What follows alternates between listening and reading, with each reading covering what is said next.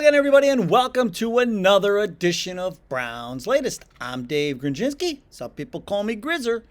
And this is where you can get caught up on some of the latest news that involves our favorite team in the AFC North and the entire NFL, for that matter. That is, of course, the Cleveland Browns. Thank you to everyone who has gotten their comments into the viewer comment section, who have liked our previous episodes. Hopefully this one will make the list.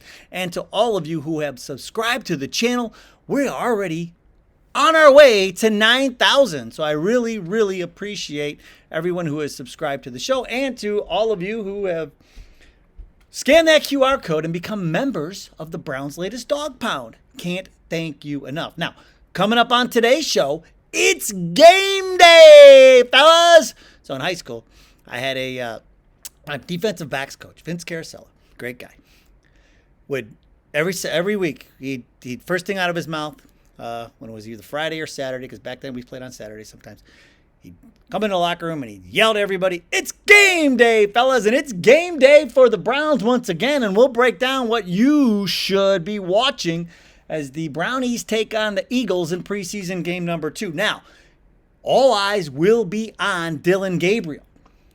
We're going to explain what he must do to start winning over the Cleveland fan base. Also, I've got some bold predictions for today's game. And down in the viewer comments, something Kevin Stefanski said about Shedeur Sanders that actually offended some people.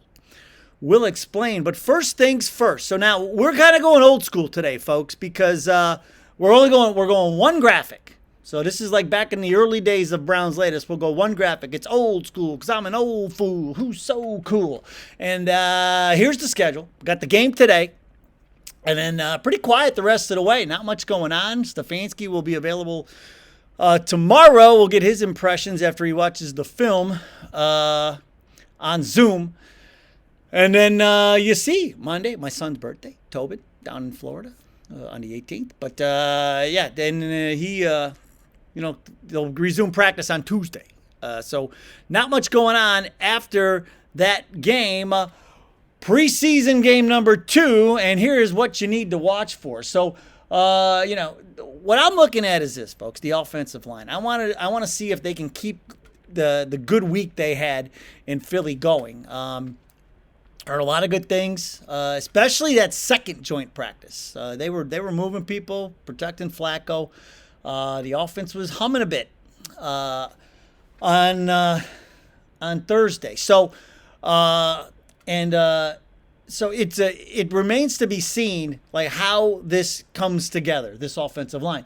And so what I'll be looking for is, can he create holes for the running backs? Because remember that practice I was at, there was a lot of running backs trying to create their own space, but I thought the line did a much better job in that game against Carolina last Friday night. And so, guys, can they get it going? Can they get the running game going? Amani Marshall now, with Quinshon Judkins back in the fold, can Marshall and maybe Travion Williams, can these guys still make a name for themselves? Because now it looks like this backfield is going right back to Judkins, Sampson, and Jerome Ford. So because they only keep 3 running backs, folks.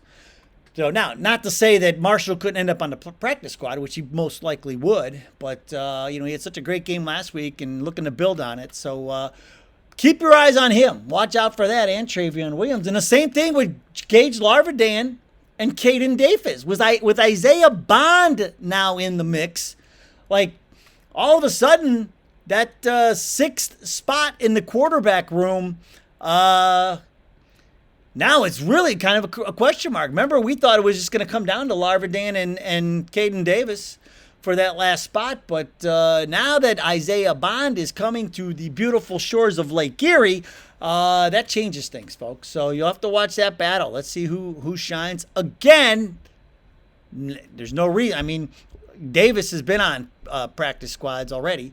And so, including ours. And, so there's no reason why they couldn't end up there again. But, with Bond in the fold now, it changes some things for these wide receivers vying for that last spot. On the defensive side, let's see if they can get that penetration again. We heard all week how they were in the backfield and they pretty They could have sacked Jalen Hurts as much as they wanted to. They weren't doing live tackling. So let's see if that holds up in the preseason game. Let's see if they can maybe let's add this to the mix. Maybe we can get a defensive score today, right? We're gonna have to force some turnovers. We got them. That was huge last week when we got that turnover. We turned it into points, created a short field for the offense. And can we get off the field like we were doing last week? You get these 3rd and 7s, 3rd and 8s. Let's get off the field. Let's not let them convert. That was one of the problems we had last year. And so we'll be looking for improvement on that. Did a great job of it last week. They were really good about getting off the field. Early in that game, the defense struggled just a little bit, but that was when a lot of our 2s were going against their 1s. And that's when Carolina got into the end zone. But after that, the defense took over and shut them down. So let's see if they can carry it over. The other thing I want to see with the defense is, can they do better against this offense? Remember, this Tanner McKee threw for over 250 yards and a couple of touchdowns against the Bengals last week. So let's see if the Browns defense can fare much better than the Bengals defense did last week, because I'm telling you, the Bengals defense is brutal. They are terrible, and we're winning week 1. I'm just letting you know, because their defense is awful. And so it's going to be fun to yes, it's preseason. I get it. But it'll be fun to kind of compare how the defenses matched up against the Eagles. And then Dustin Hopkins, we got to get a clean game out of him. I know, he missed one extra point last week, but we can't have any missed extra points. We need clean games out of him. I need him kicking with confidence and right down the middle on these extra points. And I want to see a perfect game out of Dustin Hopkins, because if we see another miss, we could be going down the same road we were last year, and we need the 2023 Dustin Hopkins back in the mix for us this year. Now, one guy who will have every single eye watching this game on him is Browns rookie quarterback Dillon Gabriel. Why is that, you say? Well, you see, we have this other rookie quarterback whose name is Shedeur Sanders, who quarterbacked last week, and he really set the bar. He was comfortable, he was poised, he made a lot of great decisions, led 3 scoring drives, 2 touchdown passes. Larvin had the jet sweep for the other touchdown. Looked nothing like a rookie in many respects. Yes, there are a couple little things here and there, but for the most part, did not look like a rookie. And now it's Gabriel's turn. And Gabriel, of course, that 3rd-round pick, so far in training camp, has really done very little to justify, at least the Browns fans, to justify why the Browns would take him in the 3rd round. I'm already hearing we wasted a 3rd-round pick. I'm already hearing that from a lot of people. And so a lot of pressure on him to perform a little bit. So here's what you want to look for with him. Let's see how much they're moving the pocket for him, because remember, that's what they got to do, because he's 5'11", can't see over the line. He's not a traditional drop back passer. So they move the pocket for him so they can create throwing lanes. Let's see how much that goes on. I'll be looking for block passes. That's for their batted down passes, because it's been a consistent thing with him throughout the entire camp. Everybody expects. He's 5'11", and he's left-handed. With him being left-handed, watch the right tackle. Your right tackle becomes your left tackle with the left-handed quarterback. So, that's going to be something to watch. And the drops. Let's see if there are drops this week. Could it be? People say the left-handed thing is a thing. The ball spins differently. It's 6 of one, half a dozen of another, but people say it. So let's see if there's some drops this week. Could it be because of that? We'll never know. But something else to keep your eye on. Now, most importantly, though, can Gabriel show the poise that Shedeur did last week?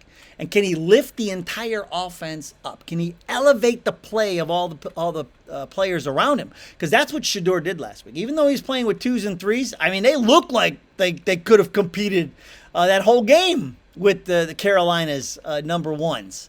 And so, not to say that they would have, but it looked like they could have.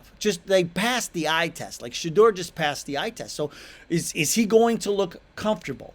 And what I mean by that is, so folks, we talk about these rookie quarterbacks, and everybody thinks I'm always getting on Dillon Gabriel. But here's the thing: I don't hate Gabriel, but they took him in the 3rd round, and he has yet to show me any semblance of a third round pick. Like the quarterback track, like the 6 for 19s and the 1 for 5s, and we see it every week. Meanwhile, Shedeur is out there, 10 of 14, and Flacco 7 of 10. Like some point you got to show me something. That's where we're at with Gabriel. And a perfect example of it is this. We saw how Shedeur played last week. Now, Quinn Ewers, who I loved going into the draft, he got to play for Miami took him. He got to play for Miami last week. He was 5 for 19 and 91 yards, sacked twice, and just looked terrible. He was terrible. Looked uncomfortable, just looked, all out of sorts. So you have that out of a rookie quarterback, but then you also had what Shedeur had. Like, Shedeur never looked overmatched or overwhelmed or anything like that. He was in control the entire time in that game. Is Gabriel going to show the same thing? That's what we need to see. Shedeur set the bar, and now it's Gabriel's turn. So we have something to compare Gabriel to. And, can he elevate the play of everybody around him like Shedeur did last week? That is what we will be looking for. Now, how about some bold predictions? I think Dillon Gabriel, at the end of the game, they're going to say, how did Gabriel play? And you're going to go,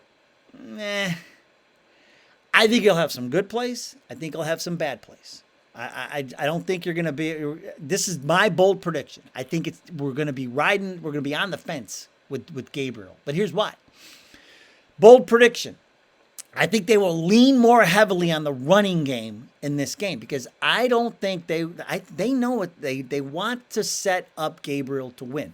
So I think they'll run the ball a little bit more. I think they'll pass the ball a little bit less, high percentage passes. Why pass it less? Well, remember, more cars on the road, more accidents. More passes in the air, more accidents. More chances for interceptions, more chances for batted down balls, more chances for incompletions, things like that. And the drops, because if the drops start happening, people are going to blame him being left-handed. I promise you that's going to happen. And so that's why I think this is going to be a very controlled approach in the play calling. It's not a game plan. They don't game plan. Neither the Eagles won't game plan either for a preseason game. But the play calls, I think, will be very conservative, and I think we're going to see the running game in the spotlight tonight to maybe take some of the spotlight. This afternoon, in order to take some of the spotlight off of Gabriel. And here's the other thing. I think another bold prediction. This is my last one. I think no matter how he plays, the Browns are going to spin it into something positive. So be ready for that when it's all said and done. But there they are. There are my bold predictions for preseason game 2. Now, my prediction for the viewer comments, they will be good because, well, they're always good. So it's not really a prediction. And we'll start with Chef Brian K., who is talking about Isaiah Bond and Quinshon Judkins. And then he also threw in Bush and the dealings that Devin Bush has going on right now. Chef Brian K. says, no chance they aren't suspended for a few games. He's saying all of them across the board. And here's what I say. Judkins and Bond, not so sure about. Bush, definitely, and here's why. Bush is dealing with legal proceedings. His case has already been, investigated, and there's enough there. He's got charges hanging on him. But now, what happened with Michael Hall last year, if you remember, is he had legal proceedings that he had to deal with. He pleaded all the way down to disorderly conduct, but he was suspended. He was suspended for the first 5 games. And so Bush, I fully expect to be suspended. I think that once this all plays out and the court proceedings are done, the legal proceedings are finished, he will be handed a suspension either by the league or by the Browns or both. Bush will. When it comes to Judkins and Bond, though, there will be no legal proceedings. There was an accusation and an investigation, and they said there's nothing here to move forward with this. And so that's the difference. And so I think when it comes to Judkins and Bond, if they are suspended, I would fully expect it to be less than the 5 games that Michael Hall got. And, it could be the league suspends him for a couple of games and then the Browns add a game or 2. It could be the league just suspends him and the Browns are saying, okay, we're happy with that. Or if the league doesn't suspend him, the Browns can still say, look, you made us look bad. We're gonna suspend you for a couple of games because this made the team look bad. It could do that, or it could be nothing at all. I'm very interested to see how this plays out because with no charge, with everything dropped, that changes things. So we'll just have to wait and see what happens. But good take, Chef Brian K. By the way, some people are already calling us we have the bad boy roster. That's what they're saying. So, all right, Mark Smith is next. This is what we teased at the top. He said he's offended by the terminology that head coach Kevin Stefanski used when he was describing Shedeur Sanders and the oblique injury, and he said we were putting him down for a little time. That's what Coach Stefanski said. And, Mark Smith's not happy about it because he said it sounds like, you put animals down, and he also said he never heard that phrase with Kenny Pickett or Dylan Gabriel and their hamstrings. And here's what I'm going to say about that. I don't think it was intentional. When you meet with the press as much as these guys do, and, you're saying things all the time and you're talking to people in the building, out of the building, you're not going to get it right every time. Whether it was a senior moment or just a slip or whatever it was. Look at me. Look at the show yesterday. I couldn't talk yesterday. You just have those days when you're talking all the time that things just don't come out quite the way you planned. And I'm sure if you asked him, he'd probably want to take it back and reword it. I'm sure he was saying what he was trying to say is we are going to give him a little downtime is where he was going with that. Which they are, so he can get healthy again, rest that oblique. But I don't think there's any ill will there. I think it's just, we'll just call it a senior, especially when you get older, man. Like the words just don't come to you. And so, truth be told, I had to re-record this show because I called Isaiah Bond Isaiah Boyd once in the first version. And so I always go back and watch it, and I watched it and I said, I can't do this. See? So even I do it. Like it just happens. And so I think that was one of those situations there. And so I will never call Isaiah Bond anything other than Isaiah Bond anymore. But that's what I think happened there, Mark Smith. So we'll leave it at that. But great take. Now this is like YouTube handle and password all in one. It's Kingle 24. It's Kingle WISJTL and the number 24, who says, I didn't know Flacco has been having career best in positive metrics. Remember we mentioned the other day, like his last 17 games and even like the last 2 years he's played are some of his best numbers. So he's like fine wine. He's gotten better with age. Now, the interceptions are still a thing, I know. But his offensive production, his offensive numbers are the best in his career so far. So we got that going for you. But let's continue with Kingle. And his take. He says, with that being said, it makes even more sense for Flacco to be set as the starter. And I think Pickett is a great backup option. But with Sanders showing out and the faith that they have in Dylan Gabriel, plus what we've seen in Huntley as a backup for the Ravens, I feel his time as a Brown may be sunsetting soon. Hopefully he can get healthy and show out so we can get the best value for him. Here's the thing with Huntley. I don't think Snoop is going to get you any trade value. If anybody, we got him off the beach. He would have been with a team already if somebody wanted him. So I don't think that's going to happen. But, I do think there's still a very strong chance. I think it's a lock, to be honest, that all 4 of these quarterbacks will be on the roster when the season starts, unless if Pickett can't get it together and they have to put him on the IL, I don't know. But Pickett's not the backup, man. Like, it's just not. You got to have one of these 2 rookies as the backup. And the rookie right now that you need as your backup is Shedeur Sanders. Like, there's no question about it. We'll learn more today. We will learn more today. But that's where I'm at. Now, perfect timing for Just One Time 112, who says, don't hate the Hawaiian.